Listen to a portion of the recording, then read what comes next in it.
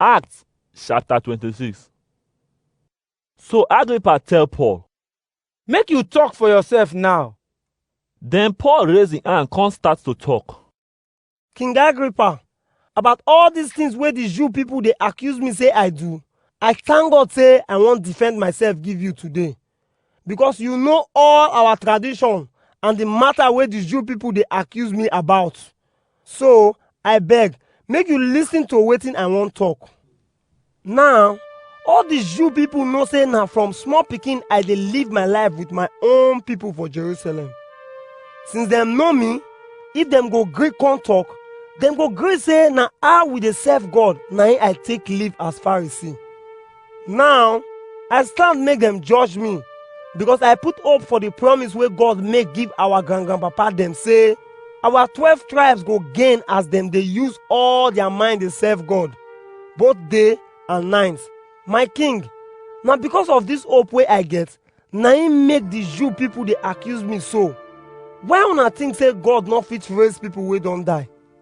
Even me myself, I believe before say make we fight Jesus Christ wey come from Nazareth. And na wetin I do for Jerusalem be that. Not be only say I put many of the believers for prison with the power wey the priest oga dem give me, but I even dey support when dem say make dem kill them. I punish them many times for all the synagogue, and I try to force them make them curse God. Because that time, I dey vex for them well.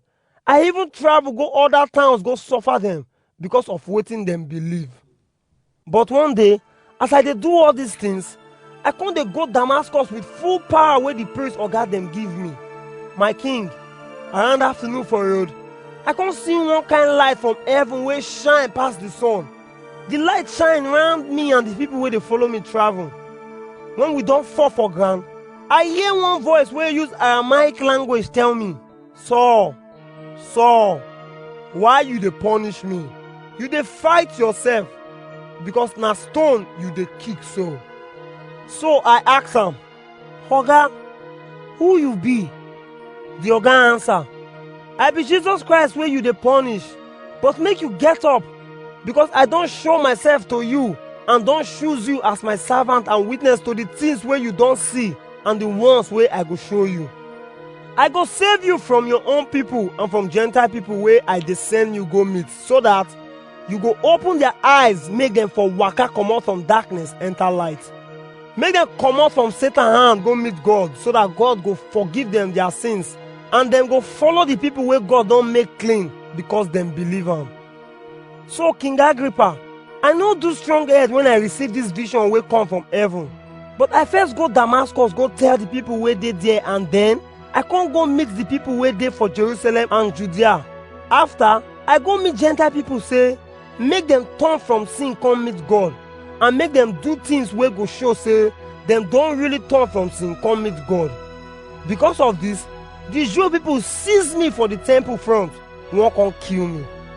But God don dey help me till today.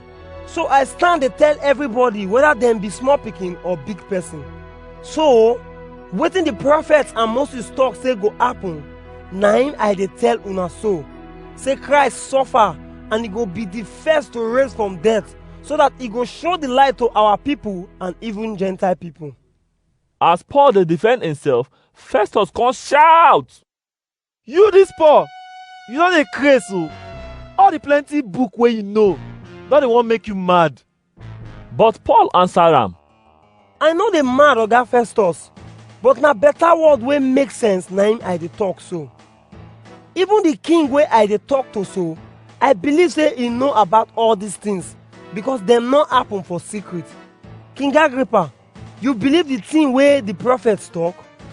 So Agrippa ask Paul, So you think say just now, you fit turn me to Christian? Paul answer, I pray to God say, whether na now or later, not be only you, but everybody wey dey here go be like me, but make una not suffer as I dey suffer so. So the king, the governor and Bernice come get up, and as them dey go, they come tell each other, This man not do anything wey go fit make them kill am or put am for prison. Agrippa come tell Festus, We for fit release this man. If unto say e no say make Caesar judge im case.